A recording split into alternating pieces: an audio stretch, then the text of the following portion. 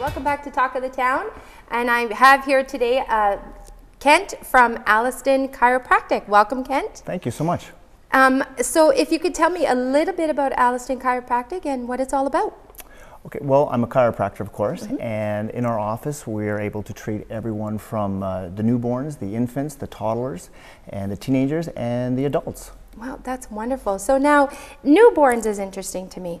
I know of someone who had a newborn. Now, I've never heard about this before, but I know of someone who had a baby and almost immediately brought her to a chiropractic because they say the whole birthing process is quite traumatic on the skeletal system. Did I say that right? That is right. Okay, very good. I'm very impressed. Most people mess that up a little bit. Very good. Okay, so explain to us a little bit about why you would bring a baby. For sure. Well, it's not only stressful on the baby, but also with mom too. I mean, think about the weight that mom has to carry near the last trimester.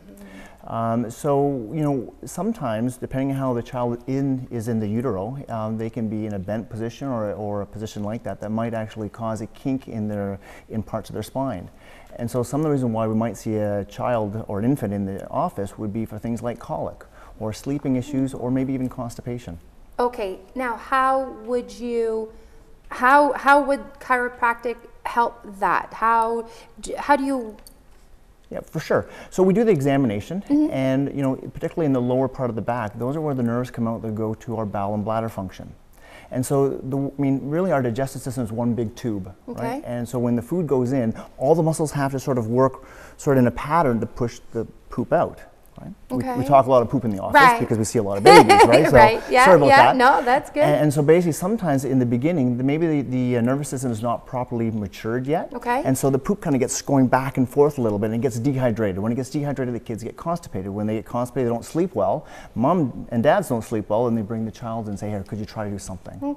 And so we can do some very light adjustments in the pelvis area and help to restore that natural movement of the poop. Wow, wow. Yeah. Now it's come a long way, chiropractic, if I'm not mistaken. I know my husband absolutely loves it. I'm a little fearful just because I listen to too much TV.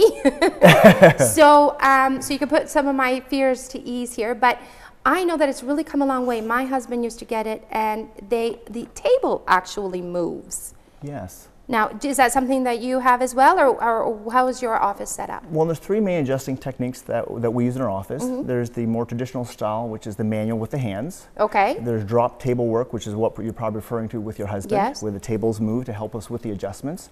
And then we can also use other light force techniques. Actually, I've got my device right here. It's actually called an activator. So what we can do with this, we can put this on the side of the vertebrae that we want to adjust, and we can put a small impulse through that area. So it's very, very gentle. Really? Yeah, so we have a lot of gentle techniques that we use in the office, and we work hard to find the right technique for that person to make them feel comfortable too. Oh, that's wonderful. That's wonderful. And so what are the differences between the three techniques that you just described? Great question. They all have a different purpose and part to play, and from the examination we'll match up the technique that will give us the best results for the person, but also maybe someone like yourself will use a different technique just to get you used to it first, and then maybe upgrade to other techniques when we can. Okay, and when would you use the manual technique versus the drop table? Yeah, well, again, depending on that's when we would maybe use x-rays to determine which technique would be the best. Okay, all right. Now I also heard, and correct me if this is not true, misinformation, sorry, a lot of sometimes headaches, people don't realize, but a lot of headaches sometimes and migraines come from perhaps your neck. Is that true? Or your shoulders not being aligned properly? Yeah, for sure. Well, with the new stuff, everyone's doing all this stuff now, and they're typing in their computers now, so we're getting a lot more neck stuff, and we actually call it texting neck. Oh, okay. Oh, okay. Yes. Yes. So when the top vertebrae can become shifted, they can put pressure on those nerves, and right in the base of the skull, those nerves go up the back of the skull and behind the eyes. So it's kind of like the fuse panel of your house. When you blow a fuse in your house, whatever on that circuit doesn't work, well, guess what? When that vertebrae shifts over, puts that pressure on the nerve, that can cause headaches. And there's different types of headaches. Yes, yes, exactly. Wow, very informative. And I know you're going to be doing a little something later on with Leanne, so I'm looking forward to that. Awesome. Ken, thank you very much for coming.